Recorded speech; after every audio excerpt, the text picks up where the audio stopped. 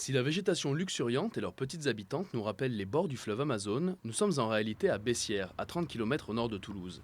C'est ici que le refuge de l'association ART a ouvert ses portes aux visiteurs en avril dernier. Cet écrin de verdure qui a nécessité de l'amour, du travail et des tripes, comme le dit son président Jérôme Maran, voit enfin le jour grâce à l'aide de nombreuses associations et donateurs après 9 ans de travaux. Il y a actuellement entre 400 et 500 tortues qui nous sont apportées chaque année, avec un record l'année dernière, 643. Et les animaux proviennent exclusivement de dons de particuliers, des particuliers qui ne peuvent plus les garder, des déménagements, des mutations à l'étranger, enfin, pour diverses raisons. Ils décident de nous les confier et ensuite vous avez l'administration, l'ONCFS, les douanes, les services vétérinaires qui, lors de saisies d'animaux ou d'espèces protégées, viennent au refuge pour nous les confier. L'objectif du refuge, qui accueille déjà 35 espèces pour 1000 résidents sur 4 hectares de terrain, est d'accueillir les tortues exotiques abandonnées. Soutenu par la communauté de la protection animale ainsi que par les services vétérinaires de la police, le refuge reçoit près de 350 nouveaux résidents par an, originaires de tous les coins de l'Hexagone. L'objectif restera le même, à savoir se consacrer pleinement en faveur de la protection des tortues et la sensibilisation du public. L'un ne va pas sans l'autre. La grosse mission du refuge des tortues, c'est sensibiliser le public.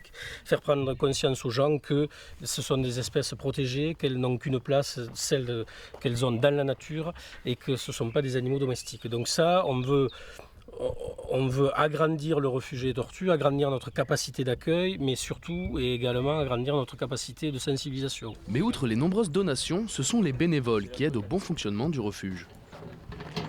Surtout les visites guidées. Des personnes qui payent l'entrée, donc qui peuvent choisir soit une visite normale pour se balader, ou alors une visite guidée avec un guide qui leur explique les espèces de tortues, ce qu'elles mangent et qui répondent aux questions. Mais attention à vous, car au milieu de ce cadre bucolique et de ces calmes locataires se cachent des monstres préhistoriques. Gardés à l'écart des autres, serpentines et alligators nécessitent une attention toute particulière avec leurs propres cerfs. L'ART, c'est des valeurs, mais aussi une histoire d'amitié, celle de Christophe et Jérôme.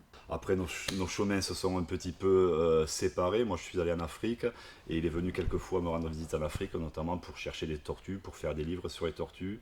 Et quand je suis revenu ici en France il y a 3 ans, ça a été aussi mon refuge en moi parce que j'ai pu y retrouver des valeurs que je trouve sincères et profondes. Si le plus gros du chemin est déjà parcouru, le refuge souhaite désormais augmenter la capacité d'accueil du parc, ainsi que de nouvelles structures destinées aux visiteurs. Une cagnotte Litchi qui a été lancée il y a maintenant 2 mois, qui a pour but en fait de financer une deuxième serre comme celle-ci, qui sera juste en face de celle-là. Et après, on pourra faire aussi des bassins extérieurs, toujours pour les tortues, pour pouvoir les stocker en attendant de trouver des emplacements plus adéquats pour elles.